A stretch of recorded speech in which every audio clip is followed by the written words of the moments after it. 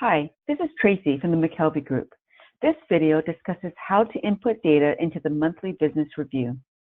This template was designed to provide users with a dynamic worksheet that can help management track their financial progress to their business strategies, as well as make informed decisions on how to make adjustments along the way to optimize profitability. The workbook allows users to input data such as historical financials, budgets, and forecasts, so the company's financial health can be evaluated. Please watch our video on the overview of using the results from this workbook to review and manage your company. That video also covers the explanations of the second set of tabs in this workbook. This video focuses on inputting the financial data to the workbook, which would usually be done by the accounting team. A little background on the specific formatting that TMG uses within this workbook. Cells that contain a blue shading or blue text are often open for input. Cells that contain information in a black font should not be changed and are locked and protected to prevent accidental modifications. However, if you find the need to make edits or changes to a previously locked cell, each tab can be unprotected as there is no actual password protecting this workbook. When you are on the tab you would like to update, simply go to the Review menu and select Unprotect Sheet. Once you make your changes, you should again protect the sheet to prevent inadvertent changes.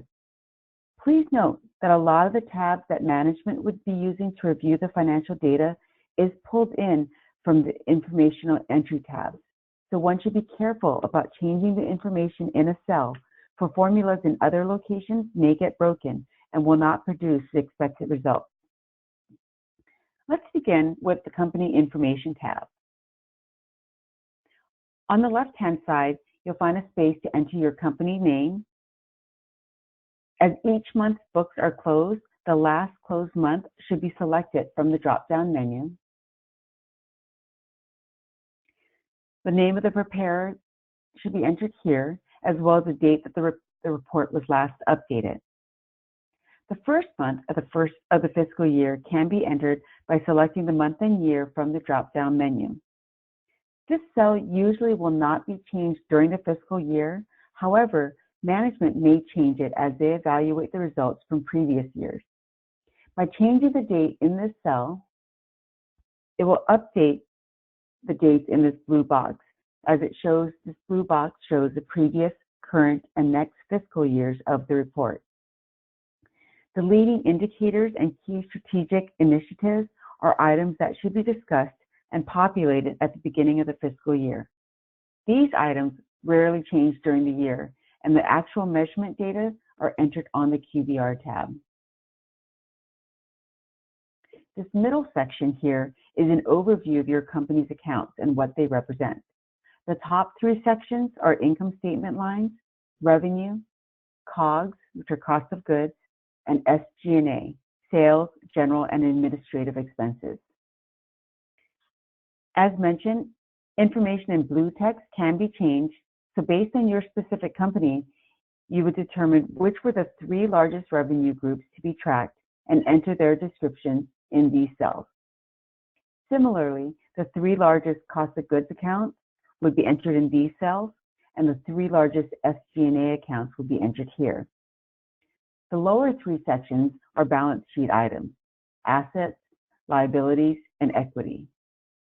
As previously mentioned, the blue table on the right denotes the months in the previous, current, and next fiscal year, and the dates are determined by the first month of fiscal year, and the status is determined by the last closed month. And the status will change between actual forecast, and forecast, depending. The next tab is the Company History tab. On this tab, you will enter the financial information for your company for at least the previous and current fiscal years. Historical trends are better seen with more data points, so there is an option to enter data for previous years. Data is entered by the thousands, in that a number such as 250,000 would be entered as 250. Following the account mappings from the Company Information tab, the revenue lines are entered based on the predetermined 3 largest revenue groups. Any additional revenue can be entered to the All Other Revenue Accounts line. Similarly, the cost of goods sold lines can be entered, as well as the SG&A, the Sales, General, and Administrative lines. The table below is where the balance sheet information would be entered. At the very bottom, there is a space that double checks your numbers for both the income statement and the balance sheet to ensure their accuracy. The next tab to its left is the company budget history, and it follows a similar structure. A key difference is that the company budget history tab only displays income statement items and excludes the balance sheet. The forecast tab is also only for income statement items and is usually entered on a rolling 12-month cycle.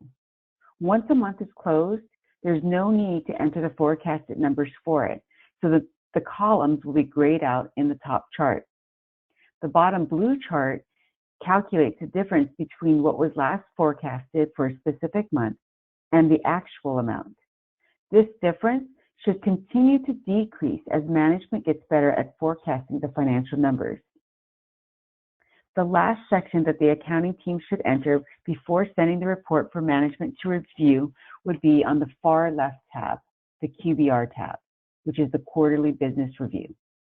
The financial notes should be updated to highlight or explain any discrepancies or trends in the numbers. Further down is a section for the leading indicators. Quarterly numbers should be entered as these are important to the overall health and growth of a company. As these indicators are specific to the company, they're usually identified by management to track each month and to report each quarter. Thank you for watching this video on inputting data to TMG's monthly business review. We hope you will find it intuitive and useful in working with your company's financial data.